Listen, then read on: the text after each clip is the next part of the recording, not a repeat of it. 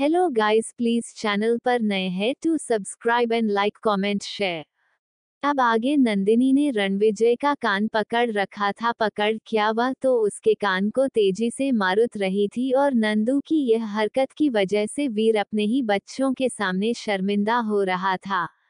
लेकिन नंदू को कोई फर्क नहीं पड़ रहा था, उल्टा वह तो वीर के खुद के निकनेम बताए जाने पर गुस्सा हो गई थी। आपको किसने बोला कि आप हमें हमारे घर के नाम से बुला सकते हैं? हम सबके लिए नंदनी है नंदू, सिर्फ हम हमारे परिवार के लिए हैं और किसी को हक नहीं है आप हमें इस निकनेम से बुलाने का। वीर आखिरकार उसे अपना काम छुड़ा ही लेता है और अब वो उसका कान पकड़ते हुए, तो हमने कौन सा बोला कि हमें आपके परिवार में शामिल होना है? क्या हमें आपका वह सदा सा नाम लेना अच्छा लगता है? ये तो बस ऐसा था कि हमें आपका नाम जानने का मौका ही नहीं मिला। आपको जाने की जरूरत भी नहीं है। अगर आप जैसे बदतमीज को हमारा नाम पता भी होना तो भी हम खुश नहीं है आपको बुलाए। अच्छा बुलाना है। और दूसरी बात, आपको शर्म नहीं आती एक लड़की का कान पकड़ते हुए? क्यों लड़की को शर्म नहीं आई एक लड़के का कान पकड़ते हुए? तो हमें किस हालत में आनी चाहिए, सिर्फ बताएंगे जरा हमें? आप इतनी बदतमीज क्यों हो? आप इतनी खड़ूस क्यों हो? फिर का क्या था? अब तो ये झगड़ा इतना बढ़ चुका था कि दोनों ने एक दूसरे के बालों को पकड़ लिया था। दोनों एक दूसरे के बालों को बिल्कुल बच्चों की तरह खींच रहे थे और जो हमारे तीन प्यार बंदर, मेरा मतलब बच्चे थे, वह देखकर हंस रहे थे। हालांकि सॉरी, उनका झगड़ा रोकने की कोशिश कर रहा था, लेकिन वरुण और समीर तो मजे से जोर जोर से हंस रहे थे। तभी वहां पर वंश, जो कि किसी काम से आया हुआ था, वह ये देखकर हैरान हो जाता है। वह भागकर आगे आता है और उन दोनों बंदरों को एक दूसरे से अलग करता है, लेकिन दोनों माँ ही रही थे। तब वंश अपनी तेज आवाज में, आप दोनों को शोभा नहीं देता स्कूल में खड़े होकर इस तरह पागलों के जैसे चिल्लम चिल्ला करने से? यह क्या हरकत है? हम जा सकते हैं? वीर वंश को देखते हुए अंडरस्को, यह मुझे क्या बोल रहा है? इस लड़की को समझाना, यही पहले आई थी मेरे साथ झगड़ा करने के लिए। मैं तो आराम से जा रहा था चल मार कर, लेकिन नहीं, इसको कहाँ हासम होता है कुछ। भैया इसमें मेरी कोई गलती नहीं है, जो कुछ किया है ना इस आदमी ने किया है, ये तो है ही पनौती। जब भी मिलता है कुछ ना कुछ उल्टा हो जाता है। आप तो मुझे जानते हो, मैं तो किसी के आगे अपनी आवाज भी तेज नहीं करती, तो फिर किसी पर हाथ क्या उठाऊंगी? यह सब इसकी गलती है, इसको बोलो, मुझे नहीं। वंश वीर को देखते हुए अंडरस्को, ये बात तो गलत है ना वंश, आप किसी लड़की के साथ ऐसा बीएफ कैसे कर सकते हो?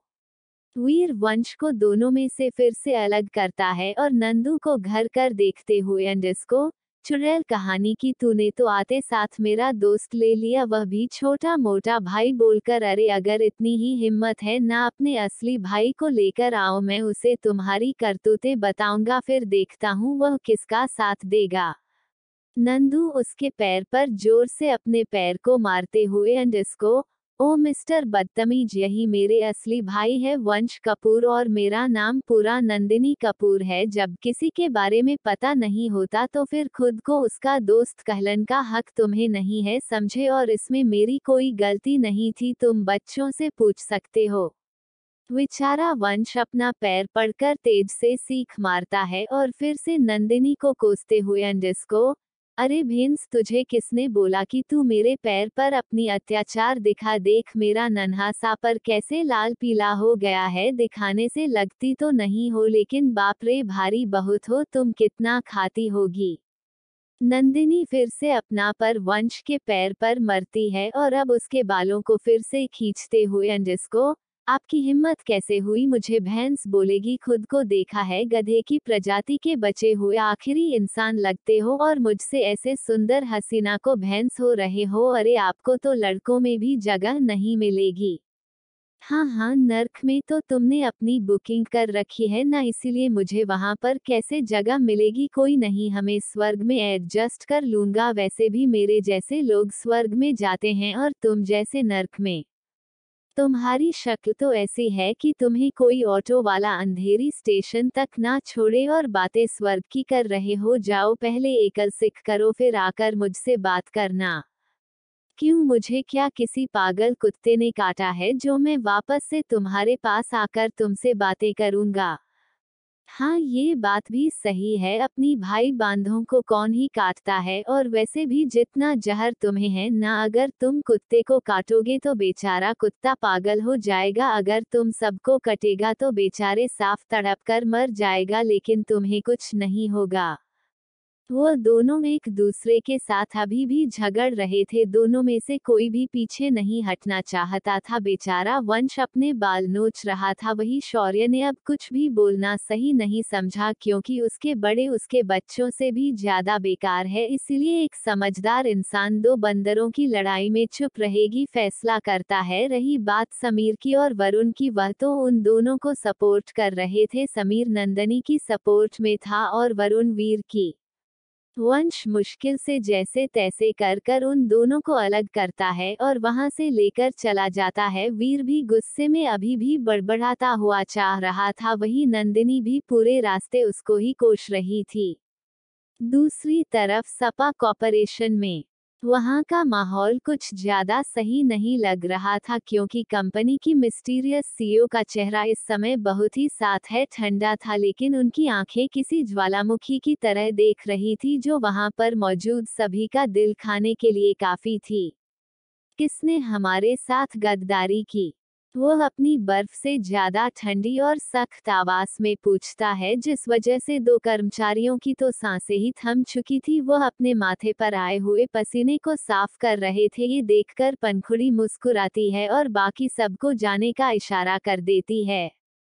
जैसे ही सभी जाते हैं तो पंखुड़ी धीरे कदमों के साथ उन दोनों के पास आती है और उनके माथे के पसीने को देखते हुए, मेरा ऐसी अभी खराब नहीं हुआ है और कमरा भी पूरी तरह से ठंडा है, तो तुम दोनों को ऐसा पसीना आने की वजह मैं जा सकती हूँ क्या? वह मैडम, वह क्या है ना कि हमारी तबीयत खराब है ऐसी, इसी वजह से शायद हमें पसीना आ रहा है। कमल की बात है ना, काफी देर पहले यहाँ पर बहुत सारे लोग थे, मैंने सवाल सबके सामने किया लेकिन किसी को कुछ भी नहीं हुआ, लेकिन तुम दोनों को अचानक से ही इतना पसीना आने लग गया, हो सकता है कि दाल में कुछ काला हो। पंखुड़ी उन दोनों के आसपास चक्कर लगाते हुए कहती है, तो अंशिका जो कि एक फाइल लेकर उसकी तरफ बढ़ते हुए जा, हो सकता है कि पूरी की पूरी दाल ही काली हो मैडम। उसे फाइल को देखकर पंखुड़ी के चेहरे पर एक तिरछी स्माइल आ जाती है। वह खोलकर उन दोनों को देखते हैं कि तभी वह दोनों जल्दी से नीचे बैठ जाते हैं और उसके पैर को पकड़ लेते हैं। हमें माफ कर दीजिएगा मैडम, हम ये जानबूझकर नहीं करना चाहते थे, लेकिन हमारे परिवार को पैसों की जरूरत थी, मेरी बच्ची बीमार है और इसकी मां का ऑपरेशन होना था, उन्होंने हमें लालच दिया और हम लालच में आ गए, वरना हम आपसे गादरी कर जाएं, ऐसा नहीं हो सकता था। पंखुड़ी अपने पैरों को उसे दोनों के एक एक हाथ पैर रखकर अपनी हिल से मसाले लग जाती है, जिस वजह से उनके पैरों से खून निकलने लग जाता है। मुझे झूठ बोलने वालों से सख्त नफरत है, ये तो मुझे पता है कि तुम्हारी बेटी और इसकी माँ बीमार है, लेकिन उतना ही सच ये भी है कि तुम दोनों ने कोई भी पैसा उनके इलाज में नहीं लेकर गए, तुमने अपनी बच्ची के हिस्से का सारा पैसा तो वाइफों में उदय है और इसलिए अपनी माँ की ट्रीटमेंट का सारा पैसा अपनी दूसरी बीवी के ऊपर लौटाया है, तो आप बताओ तुम्हारी सजा क्या होनी चाहिए? वो दोनों दर से गलत करते हैं और कपड़े लग जाते हैं। मैडम मैडम, हमें माफ कर दीजिए, हमें एक और मौका दे दीजिए, हम ऐसी गलती दोबारा से नहीं करेंगे।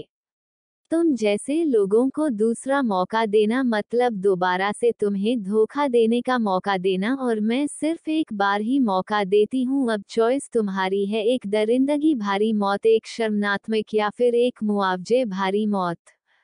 वो दोनों पंखुड़ी की तरफ देखते हैं तो पंखुड़ी उनको समझते हुए, अगर मैं अपने हाथों से तुम लोगों को मारूंगी जो कि मैं मारना चाहती हूँ, तो उसकी सजा बहुत ज्यादा भयानक होगी, हो सकता है मैं तुम्हें सांपों वाले जगह पर डाल दूं या फिर तुम्हें भूखे शेर कुत्ते चूहा इन सब की चीजों में छोड़ दूं, हाँ मगरमच्छ भी ऑप्शन में है। क्या फिर शर्मनाक ये है कि मैं मीडिया को बुलाकर अभी के अभी तुम लोगों की बेइज्जती करो, और जो मेरे पास तुम्हारा आया शिव का रिकॉर्ड है उसे कर दो, या फिर तुम लोग खुद अपने आप को मार लो और मैं तुम्हारी परिवार का खर्चा उठाने की जिम्मेदारी उठती हूँ, क्योंकि इसमें तुम्हारे परिवार की कोई गलती नहीं थी, इसलिए तुम्हारी मौत का मुआवजा मैं तुम्हारे परिवार को दूंगी। चॉइस तुम्हारी है, मैं सिर्फ 3 गिनूंगी, मुझे 3 सेकंड में तुम्हारा फैसला।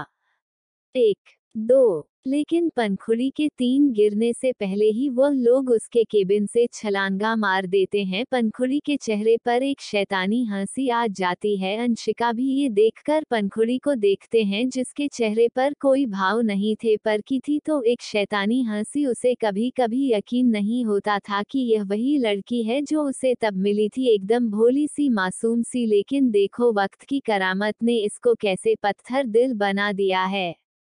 पंखुड़ी अपना फोन निकलती है और एक मैसेज टाइप करती है।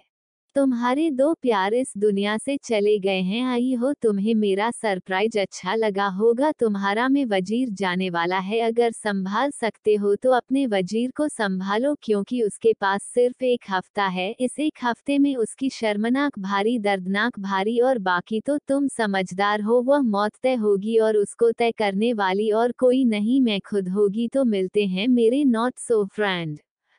तो किसको भेजा है पाखी ने मैसेज? मैं आपको फिर से बता रही हूँ कि कभी भी आप बाकी जब पंखुड़ी के नाम पर कंफ्यूज मत हो जाना, क्योंकि पाखी का नाम उसकी सॉफ्ट साइड को दिखाता है, लेकिन पंखुड़ी एक टेबल साइड को दिखाती है, जो कि वह आपका कैरेक्टर निभा रही है। तो यह उसकी कोई 2 पर्सनैलिटी नहीं है, लेकिन हाँ, उसका स्वभाव है कि वह अपने परिवार के साथ बाकी बनाकर और अपने दुश्मनों के साथ पंखुड़ी बनाकर डील करती हैं।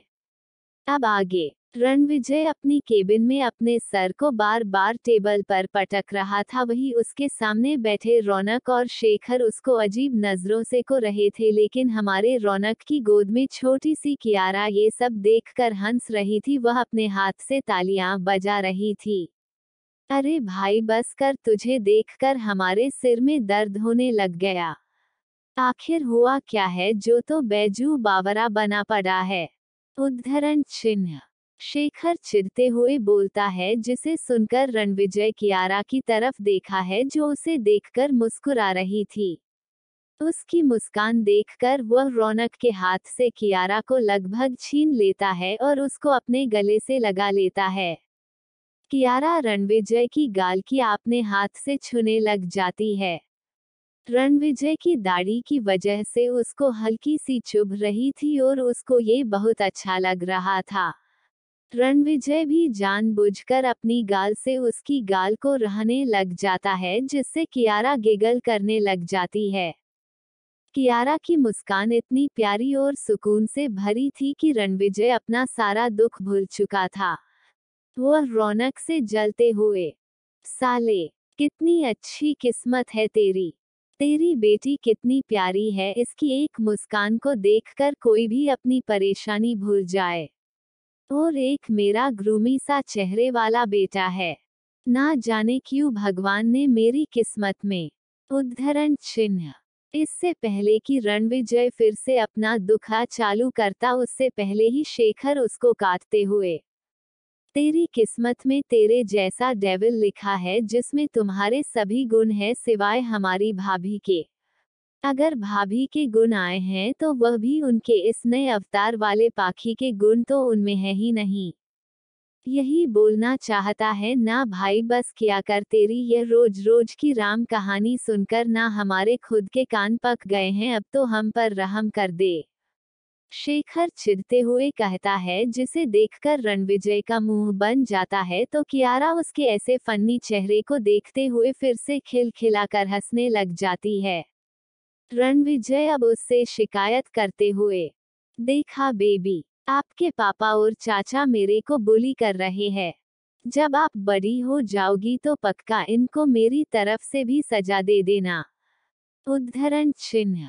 रौनक रणविजय के हाथ से को छीनते हुए अंडस को, अरे छोड़ मेरी बेटी को, अगर तेरे साथ रही ना तो ये भी तेरे जैसी हो जाएगी, और मैं अपनी बेटी को तेरे जैसा तो बर्दाश्त बिल्कुल नहीं कर सकता, इसलिए अपनी हद में रहे, वरना ना तेरे सारे दांत तोड़ दूंगा और तेरे घर में सबको बता दूंगा कि तेरा किसी और के साथ चक्कर है।